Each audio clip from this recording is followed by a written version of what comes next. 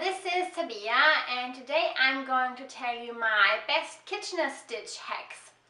When you tried Kitchener stitch for the first time, did you feel like your brain was going to explode because it's so confusing and complicated?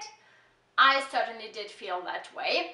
But now I think I figured out a few things that you can remember that make it so much easier and that will make Kitchener stitch a piece of cake. I have prepared 2 swatches that are still on the needles because that is how you work Kitchener stitch, and a tapestry needle with a contrasting yarn, so just that you can see a little bit better what I'm doing. Usually, of course, you would do it in the same yarn as you made your project with. The first thing you need to know is that you work Kitchener stitch with the wrong side and the wrong side together. So you are working it from the right side. And if you hold it like this, you would have a front and a back needle. And that is how most of people would refer to them. But I think it's better if you would think about them as your right side needle or the knit needle and the wrong side needle or the purl needle. And how you could see that is because on the front needle, the right side of the project, so your knit stitches, are facing you, and on the back needle the wrong side is facing you, so all of your what looks like purl stitches from here. You are going to work one setup stitch, but I am going to come back to you because it will become clearer when we have talked about more how the stitch is working. When you're doing Kitchener stitch, you are sewing off the stitches that are live on your knitting needles, and you're doing it by inserting a tapestry needle either as if to purl, and where that comes from is basically that if you would purl a stitch, this is how you would insert the needle, grab the yarn, or as if to knit, and there you would get the yarn from there. And you do the same thing with your tapestry needle. You insert it either as if to purl or as if to knit. What you have to remember is that you always work 2 stitches on every needle, and you lift one of them off. And here comes the important thing: you can only lift off the stitch that you worked in the same way as your corresponding needle. And I'm going to show you what I mean by this.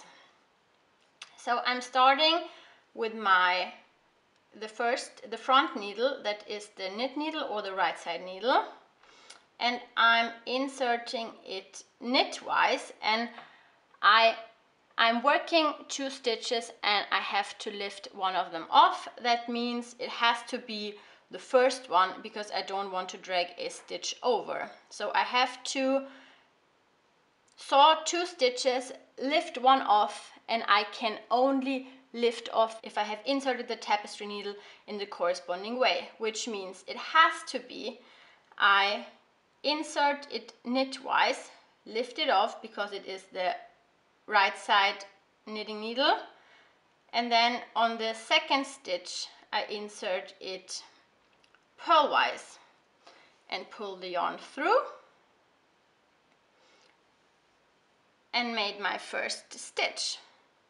Then I'm going back to my purl needle on the back here, and of course if I want to make 2 stitches, lift one off, and can only lift off in the corresponding way, then the first one has to be a purl stitch. So I'm doing a purl, lifting it off, and then inserting it as if to knit. And then you start over again. Insert as if to knit because you're on your front needle, on the where you see the knit stitches. You see the knit stitches, make a knit stitch yourself and then pull it through as if to purl. And on the back needle as if to purl, pull it off and insert the tapestry needle as if to knit. And that's really all there's to it.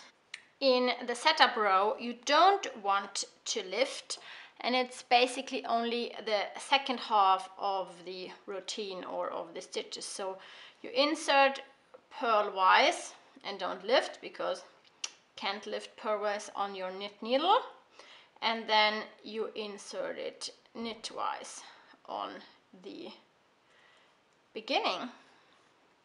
And you don't lift it because you can't lift it when you've knitted, when you inserted your tapestry needle knitwise on your wrong side needle.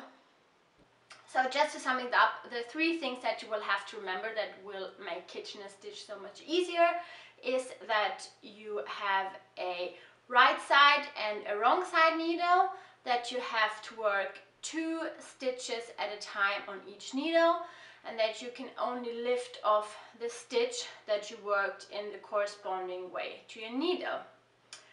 I really hope that this will help you and will make Kitchener stitch easier, because it's such a nice technique, but it is a little bit complicated in the beginning. Thank you so much for watching today. If you are like me and cannot get enough of knitting and don't want to stop, think or talk about it, then you can subscribe to my channel. You can also leave me a comment down below or a like.